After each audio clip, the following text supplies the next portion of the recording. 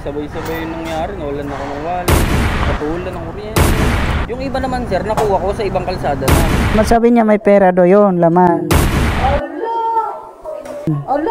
Magandang gabi guys. So, ayan, okay. Papauwi na tayo and then, ay mga supporter natin, mga followers natin manghingi ng mga sticker. Sticker? Oo, sige. Oh, hi muna kayo sa vlog ko. Hi. Saan kayo pupunta? Thank you. Yan. Oh, shout out sa mga ano natin. Dito yan sa ano, sa kawas ng syudad. Grabe to sa kuminto. Yan. Bibili ng ulam yan. Okay, bye-bye. Sige. Ayan. Shout out sa mga ano natin mga tropa doon sa car wash ng Ciudad Grande Car Wash. Ayan. Big shout out sa iyo, boss. Hindi man natin pangalanan. So, okay.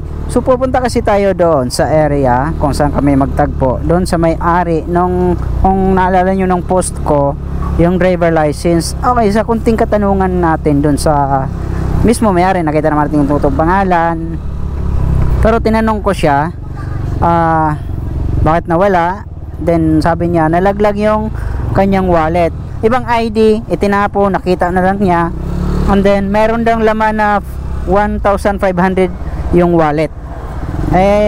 Ang nakapulot kasi nung ID wallet na yon doon sa may tulay ng Maylan Subdivision, yung kakilala ko na si Ate Norma, yung mag-asawa. Sabi, ang kwento sa akin, magkilala ko yun, si Ate Norma, no? Ang kwento niya, sabi sa akin ay mamalingki daw sila nung time na yon. Napansin nga nung asawa niya is yung wallet. So, nung nilapitan, ayun, driver license. So, kinuha. Then, wala din talagang laman na pera. Kinuha ng kanina, nagkita kasi kami kanina doon sa, kumain ako doon sa tindahan ni Ate Norma. Ayun, sa mga, dito sa, Lingon, kain ka din sa tindahan ni Ate Norma. Diyan sa may maharap ng Silim. Okay, kanina, sabi niya sa akin, kung kilala ko daw yung, kilala ko daw yung nasa pangalan nun sa driver license. So, tiningnan ko, sabi ko, i-post ko na lang to ate, tapos kung mayroong mag-claim, tapuntahin ko na lang sa'yo. Then sabi naman niya, bigay ko na lang sa'yo, then ikaw na lang magbigay kapag mayroong mag-claim. Ayan, na-post na nga natin, maraming nag-share, right. Lumagpas tayo sa meeting place sa kadaldal natin. Okay, so sabi ko, mag-PM siya sa akin. Then yun, sabi niya sa akin, dito kami sa may Chatu. Lumagpas ako may laman daw ng pera yon, 1,500.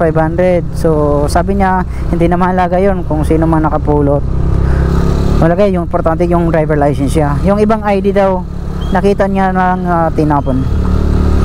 So shout out sa mga kumuha doon na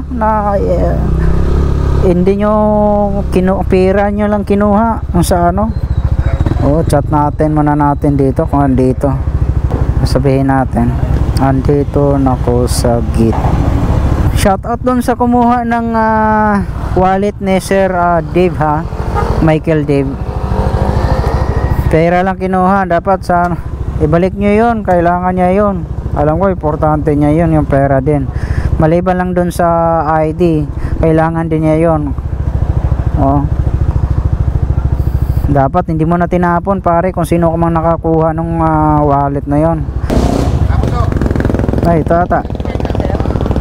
Pangalan mo sir? Michael Dave Minier, sir. Michael Dave. May ID ka dyan sir na iba? Pero yung nasa naman, nasa lisensya. Ikaw ba yun? Opo. Para namang nasa yung sa Siki Herbines to. Thank you sir kasama niyan yung pambayad yun ng kuryente. Pero sa iyo talaga to, ano ba talagang nangyari? Nalaglag yan sir. Babiyahe kasi kami. Babiyahe kami Bataan. Oo. Yung garahe namin, nandun sa may tabi ng Dali ba yun? Sa Dali. Malapit doon yung garahe namin. Nung paalis na kami. Driver ka?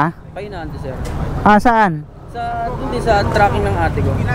Dyan sa may Dali ba? Sa likod ng mga... Ayun, yung dito lang sir, bago pumunta ng Alphamart. Ay, okay. Yung Alphamart doon sa ibaba. Oo. Hindi ko yung truck. Eh, nung babiyahin na kami, biyahe namin Bataan eh. Oo. Tapos yung pera ko 1.5, pantol din yun. Tapos yung pambayad yung kuryente. Pagsakay ko, kinakapa ako, ba't wala na yung wallet ko? Akala ko, naiwan ko lang dito. Paano nalaglag eh? Nasa truck ka? Hindi sir, pumunta ako doon madaling araw, nakamotor ako eh. Ay, okay. Kasi dito ako nang galing. Tapos nung kakapay ko, sabi baka naiwan ko lang sa bahay. Eh nakita ko doon sa kalsada, sabi ko, parang ID ko yung isa na yun ah. Nung bumalik ka? Opo. Nung nakasakay na kami sa truck. Nasakay ka sa truck. Napansin ko parang ID ko yun ah, yung isang kulay puti. Eh di nakita namin doon, 3 ID ko lang, wala na yung wallet tsaka lisensya. Hindi ka naman nag-report ng ano? Hindi sir, pero magpapalos license na sana ako eh. O dapat ang ginawa mo doon, ang pagganyan kasi, i-blatter mo siya. Yung ano po, yung mismong lisensya. Oo, blatter mo kasi, mamaya ang mangyari kasi dyan, kapag hindi mo i-blatter, kung gagamitin ng masama yung mga ID mo, kung baga advice ko lang to, gamitin yung ID mo sa masama, ikaw yung matutumbok. Ngayon, kung wala kang blatter, walang pagbasihan yung pulis. Kung meron kang blatter tapos ma-involve yung pangalan mo, meron kang kopya na blatter report na katibayan na hindi talaga ikaw yun. Oo. May katibayan. Oo, yan ang ano doon. Para pas safety din sa iyo. Para safety. Oo. Eh tulad niyan, sabi mo na nagkahiwalay-hiwalay yung mga ID mo. Ibig sabihin, pera lang, kung mayroong pera, o sabi mo 1.5, pera lang sadya nun. Bukas kung kilala mo si Ate Norma, yung harap ng Silim, Opo, harap si Silim, may nagtinda ng mga pagkain. O hanapin mo si Ate Norma doon, pasalamatan mo lang siya. sir, thank you sir. Kasi may iwan yung bahay, walang kuryente. Oo, kasi alam ko naman, kilala ko naman si ate. Tapos kasi kanina ang nangyari, kumain ako, sabi niya, baka kilala ko daw. Tiningnan ko, hindi, i-post ko na lang, tapos bigay ko na lang sa'yo, ika na lang yung hanapin. Yan ang sabi niya. Sir, nakita ng pamilya ko, sunod yung chat nila sa akin, tignan mo to. Oo. Lisensya mo. Sabi ko, buti naman, hindi na ako gagastos pang lost license. Oo, kasi magastos ka pa, kuha ka pang affidavit, tapos yun nga, ang una mong dapat gawin next time kapag mawalan ka ng kahit hindi namang license, ID mo, importante kasi yung safety natin. Ano talaga no sir? Oo, wala namang ano lang yan eh, wala namang bayad ata yung blatter report sa police.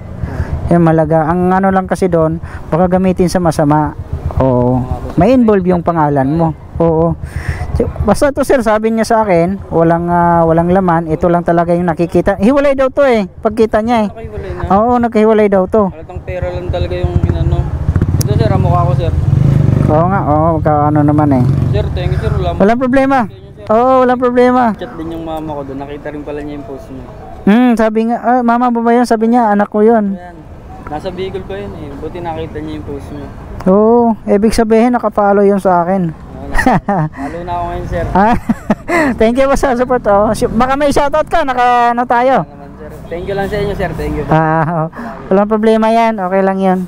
Basta sir, advice ko lang, next time kung sakaling mawalan ka ng mga ibang ID or ibang mga bagay na importante talaga, blatter mo na lang. Kung sakaling ma-involve man yung pangalan, meron kang doon, prueba na hindi ikaw. Oo, mahirap na pag na-involve yung pangalan. Ayun lang, sabay-sabay yung nangyari, nawalan ako ng wallet, patulan ng kuryente. Yung iba naman sir, nakuha ko sa ibang kalsada na. Mauna ako. Thank you. Ako na lang, pasalamatan mo na lang si Ate Norma. Hanapin mo lang yung may tindahan doon. Harap ng Silim. Pangalan po? Ate Norma. Okay po. Norma, oo. Anong ulit pangalan niyo sir? Sa akin? Boomer vlog na lang. Wala problema yan. Para ako, importante yan eh. Sir, buti sa inyo sinurrender eh. Ito. Picture lang tayo sir. Ay, sige. Okay. Okay. Salamat po. Sige po. Kung kayo ay malaglagan ng mga ID, wallet, maaring i-blatter nyo kaagad. Ay, nandito si Ate Norma. Sabihin natin si Ate Norma kasi habang nandito pa. Ate, yung ID kinuha na. Andun na, binigay ko na. Sa sato? Oo. Ano sabi niya? Nagpapasalamat. Sabi niya may pera do yun, laman. Olo! Man. Olo! Man. Olo! Wala ka mo, madaling araw. Bukasyon ka mo. Oo, sinabi ko naman. Marami pa pala yung ID. Ang ibang ID nakita niya sa nagkalat-kalat na. Sabi ko, puntahan mo lang si Ate Norma doon. Doon ka na lang magpapasalamat kasi sila may nakakuha. Nagmamalengke sila ng madaling araw. Oo, sinabi ko. Nakita nila na nakabuklat na yon na walang pera. Yan, happy si Kuya, si Michael Dave Mejia. Happy siya kasi naibalik na yung wala na siya pambayad ng kuryente. Shout out doon sa kumuha, tapos tinatapon-tapon yung mga lies sa mga ibang IDs ni Kuya Michael Dave. Nakaproblema siya ngayon kasi wala siya pangbayad ng kuryente. Tandaan natin, kapag hindi talaga sa atin, huwag nating angkinin. Kahit anong bagay pa naman yan, huwag tayong mangangkin. Alright guys, maraming salamat. Salamat sa pagsuporta. Like and share. Follow mo naman yung page ko. Sheesh!